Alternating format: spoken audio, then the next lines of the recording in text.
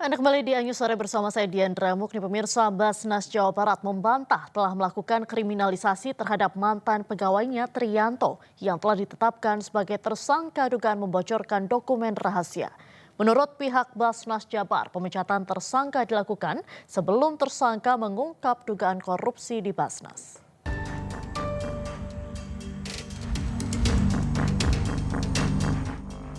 Badan Amil Zakat Nasional Jawa Barat membantah telah melakukan kriminalisasi terhadap mantan pegawainya Triyanto. Polemik ini mencuat saat Tri telah ditetapkan sebagai tersangka atas dugaan tindak pidana akses ilegal dan penyebaran dokumen rahasia milik Basnas Jabar. Wakil Ketua 4 Bidang SDM Administrasi Umum dan Humas Basnas Jabar Ahmad Faisal mengatakan pemecatan tersangka dilakukan sebelum tersangka mengungkap dugaan korupsi di Basnas. Nah, itu sama sekali tidak benar. Kenapa? Buktinya, faktanya, Saudara Triyanto diberhentikan tanggal 20 Januari 2023, ya, dan bukan karena dia melaporkan. Karena sebelum diberhentikan tidak ada urusan lapor-melapor. Dia tidak melakukan pelaporan apapun. Nah, sementara dia baru melapor ke berbagai pihak itu bulan Maret 2023. Nah, jadi logikanya kan nggak masuk.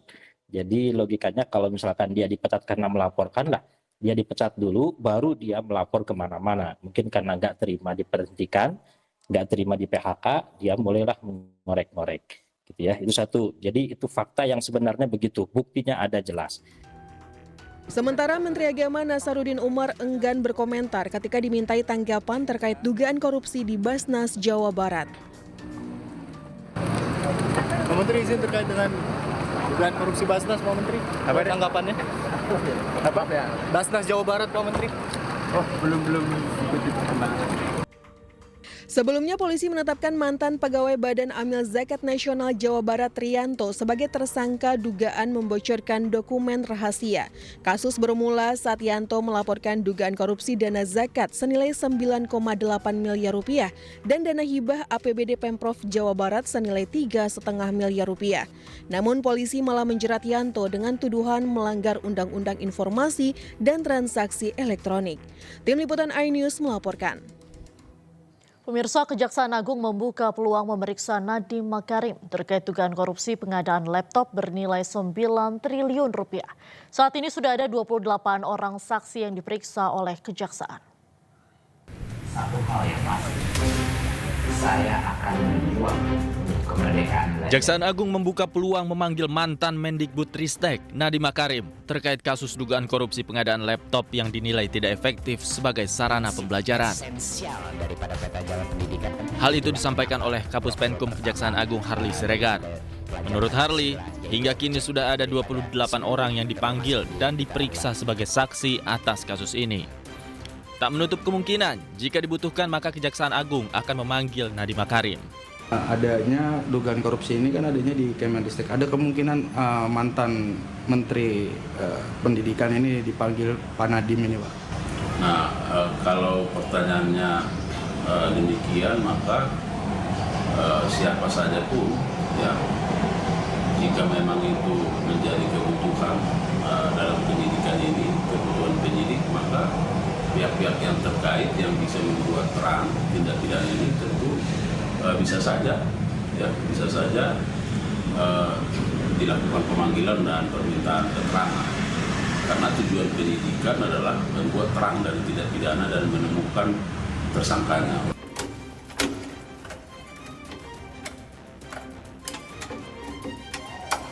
Sebelumnya penyidik Kejaksaan bekerja sama dengan petugas keamanan menggeledah salah satu unit apartemen di kawasan Jakarta Barat dan Jakarta Selatan pada tanggal 21 Mei 2025.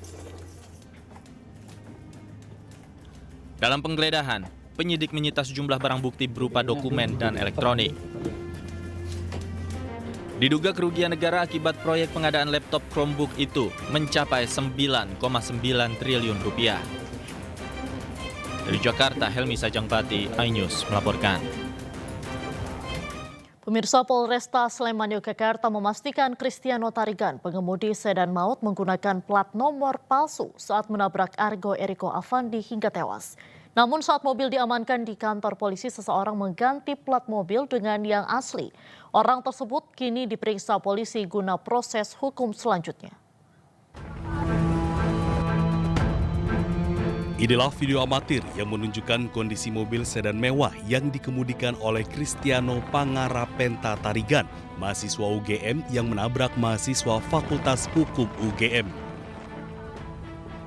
Dalam video, mobil mahasiswa Fakultas Ekonomi dan Bisnis UGM ini berplat nomor F1206. Namun saat diamankan polisi terungkap nomor polisi ini berubah menjadi B1442NAC. Dari hasil penyelidikan terungkap, penukaran plat mobil terekam CCTV di lokasi kendaraan pelaku disimpan, yaitu di Polsek Ngaglik. Pelakunya pun kini masih diperiksa sebagai saksi. Pelaku yang mengganti plat nomor mobil pelaku bukan anggota kepolisian. Karena itu mobilnya parkir di belakang Polsek sana, itu mereka berkumpul di situ tiba-tiba mengganti tanpa sepengetahuan dan izin dari kita. Ya, ada CCTV-nya sudah ada semua. Itu bukan anggota Pak yang mengganti Pak? Bukan anggota, ya. Ya, tidak ada anggota saya hanya untuk mengganti itu untuk apa? Ada CCTV-nya sudah ada semua, orangnya sekarang dalam pemeriksaan. Kristiano Pangarapenta Tarigan adalah pengendara mobil yang diduga menabrak motor yang dikendarai Argo Ariko Afandi. Akibat tabrakan ini, korban yang juga adalah mahasiswa UGM meninggal dunia. Saat ini, pelaku masih ditahan di Polres Sleman untuk diperiksa. Dari Sleman, Yogyakarta, Heru Trijoko, iNews melaporkan. Kristiano Tarigan yang merupakan tersangka penabrak Argo Eriko Akfandi kini ditahan di Polresta Sleman, Yogyakarta. Sementara itu keluarga korban berkomitmen untuk menempuh jalur hukum dan menolak damai.